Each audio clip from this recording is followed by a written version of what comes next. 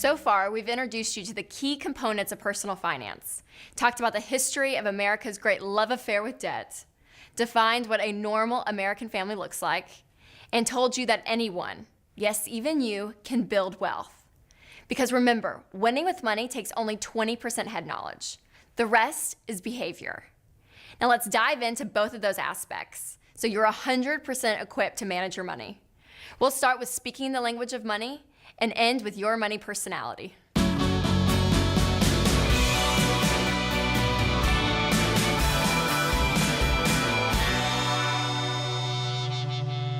There is definitely a language to money.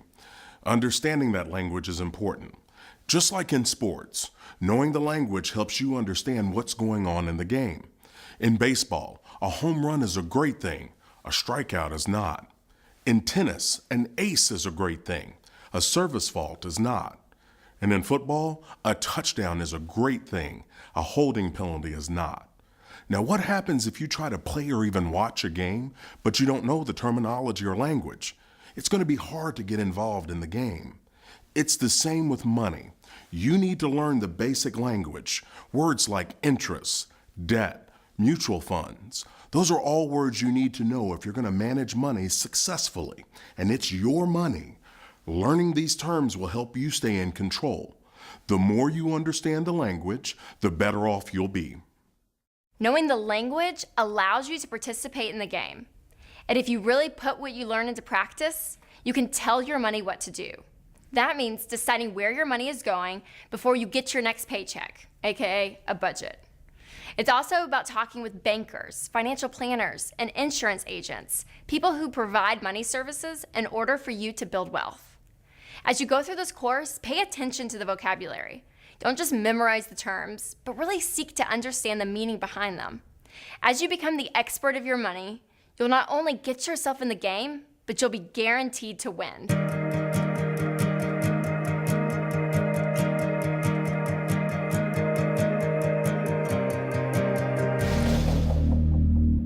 I want to tell you a couple of stories about how debt has gotten in the way of people pursuing their dreams and their passions. The first one was a young man that I'd worked with, and while he was in school, he loved photography. He had studied the art, he had studied the craft, and there was an opportunity that had come up out on the West Coast for him to take his dream job. The problem was that job wasn't going to pay enough. It wasn't going to pay enough for him to take care of his credit card payments and his car loan. See, while he was in school, he never thought about that. He never thought that taking on that debt would one day prevent him from pursuing his dream job. It didn't pay enough. And so now as he looks back on it, he was frustrated and irritated, and he wished he could go back and tell himself not to take on that debt. The debt got in the way of him pursuing his dream. The next story I want to tell you about is a young married couple. They'd been married about 2 years, they had a young baby, and now they were beginning to just pursue things normally. But the problem was that the debt, the new baby, was all causing stress in their marriage. They're having money fights all the time. Every day was an argument about this or argument about that, and it all stemmed from the debt. See, they had over $10,000 in credit card debt, 2 new car payments, and they were stressed. I mean, a lot. Wasn't really sure if this marriage was going to make it. As I began to talk with them and begin to help them lay out a plan, they had to get focused. They had to get serious. Something had to change. So they began to talk about money. They laid out a budget. It wasn't easy, but they talked and they worked on it and they got better. See, they began to look at what they could do and they sacrificed. They sold one of the cars and got rid of the car payment. Then they got focused on finding things that they could sell to try to attack the credit card debt. Once they began to work together, things began to change. Things changed in their marriage. They now talked about money instead of arguing about money. And that stress was beginning to leave them. It took them a couple years, but they got on the same page and they're working a plan. The key to these stories is I don't want debt to bring you stress or prevent you from pursuing your dream. I want you to have options, and debt prevents those options.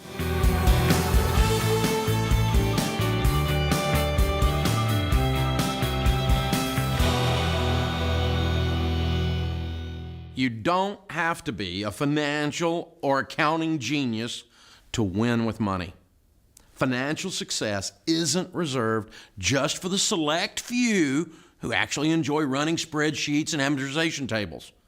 But you do need what we call money smarts. That means you need a basic understanding of some key principles. First, you need to be comfortable with basic math, and that's the easy part. It's 6th grade math. If you can add, subtract, multiply, and divide, then you're going to be okay. Second, you need to start understanding the language of money. And this can seem a little bit intimidating, but don't let it freak you out. I can't stand it when some financial goober is looking down their nose at regular people trying to impress them or intimidate them with big words. There's no point in that. But that doesn't mean you should just ignore some simple financial concepts. We're going to talk about things like diversification and liquidity and compound interest in this class. And the words may make your eyes glaze over, but the concepts, they're really pretty simple. Besides, you should always have a good team of professionals helping you to understand things that you don't know what they are. There's no shame in that. I do that.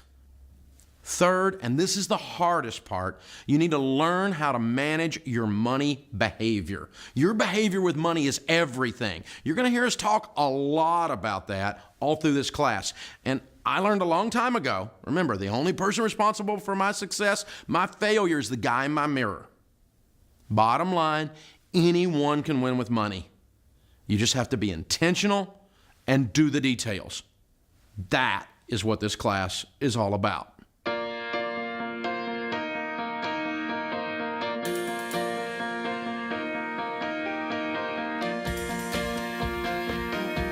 Manage wealth, debt, saving, Bills. security, Spending it. Wealth. happy. Winning with money isn't just about understanding how it works. It's about putting your heart into it. That's the 80% behavior factor we talked about earlier. After all, cash can't walk itself to the bank and jump into your savings account. Money is just a tool, one that you use as you see fit. It's like a hammer. Unless you pick it up and swing it, it won't ever hit the nail. If you hold on to the money, then it's up to you to tell it where it goes. So the best way to manage money is to learn how to manage you. To do that, you've got to know your natural instincts when it comes to money. Are you more likely to save or to spend? Do you approach money management with a carefree attitude, or are you more precise? Once you know your money personality, you can develop a plan just for you. And don't worry, having a plan isn't about restriction. It's about getting some of the things you want and making sure you can also pay for the things you need. Understanding your money personality also means facing your strengths and weaknesses when it comes to money. And hey, we all have them. Let's be honest, I love a good clothing sale. It's in recognizing who you are that you have the opportunity to learn and grow. So I encourage you throughout this course to constantly consider your money personality. How can you take what we teach and use it to better yourself?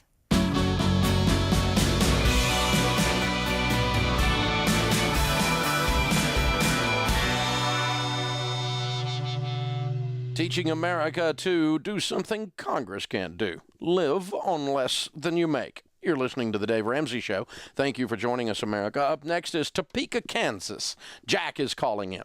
Hey, Jack, how are you, man? Hi, Dave.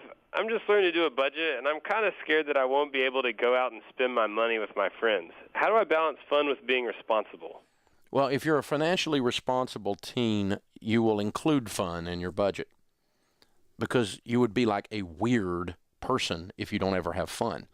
You'd particularly be a weird teenager. And we're not teaching you to be, become strange. We don't want strange Jack in Topeka, Kansas. We want fun Jack in Topeka, Kansas. So what you have to do is you have to budget that. But also being responsible with money and not spending it all on fun is called being a grown-up, dude. And I talk to 57-year-olds and 17-year-olds who can't seem to balance that out. So the exercise of budget is not something to be scared about. It's an opportunity for you to prove you're growing up. It's an opportunity for you to prove you're moving into manhood, or for ladies that are listening, into womanhood. And it's saying, I'm going to control the person in my mirror by writing it down and having a plan. And my plan includes being responsible and having some fun. And by the way, I'm in charge of my plan, so I get to decide these things. So you're in charge of your budget. There's no reason to be afraid of it, but it is going to challenge you, because you don't want to be a child and spend all your money on candy. you also need to eat vegetables. And that's what the budget's about. Be responsible and have dessert in there too. Mix them up, but remember, you're in charge. I like your question, Jack, particularly coming from a high school student, dude. That's very bright that you're already grappling with this. That really means you're going to have a great future if you win the battle of the guy in your mirror. Hey, thanks for calling in. This is the Dave Ramsey Show. One day you'll have a full-time job and get a regular paycheck. You'll have bills to pay and things you want to do. If you manage your money well, you'll have lots of it. Money will be a tool you can use to bless your family, give to others, and have a lot of fun. The opposite is true too. If you don't take money seriously, it'll slip through your fingers. You'll be broke and stressed about paying the bills and saving for your future. I'm not trying to scare you, I'm trying to prepare you. See, you don't have a choice when it comes to handling money. You're going to have to handle money at some point in your life. So you can be really great at it, or you can be horrible at it. Now's the time. Decide to take this class seriously. I promise it'll help you succeed. Before my wife and I read a single book by Dave Ramsey, we sat down, we had a conversation, a heart-to-heart, if you will. And we looked at each other and we said this: before we read anything by this guy, Dave Ramsey, we better buy a lot of fun stuff. We went on a pre-Dave Ramsey shopping spree because we were afraid that as soon as we read the book, page 1 was going to be never buy anything fun again. We were like somebody starting a diet on Monday who goes to a buffet the day before. Because we are afraid of the expectation of Dave. We're afraid that he was going to say, hey, you need to sell your car and get a burro. You need to ride to school on a donkey. And it's a 3-hour ride, and it's a really difficult donkey, and you're going to smell like a barn, but that's what you have to do if you want to be smart with your money. But then we opened the books, and we started to read. Then we started to watch classes much like this one, and we realized that's not what he says at all. That's not what Rachel says. Being smart doesn't mean being cheap. Being smart doesn't mean riding a donkey to work or school. And we learned that there's a big difference between those things. And the reality is Dave and Rachel, they'd love if you had a nice car. They'd love if you had a nice house and a nice college education. But more than that, they'd love if all those things were paid for. They want you in that car, they do. They want it to be nice and have heated seats and a lot of cup holders. But above that, they want it to be paid for. They don't want there to be a loan attached to that anchor on you as you drive that car. Being smart with your money doesn't mean you're cheap with your money. It means you're smart. And so maybe for you that does mean selling a car or doing something that's a little difficult at first. But in the long run, you get to live like no one else. And I promise there's not a single donkey involved in that.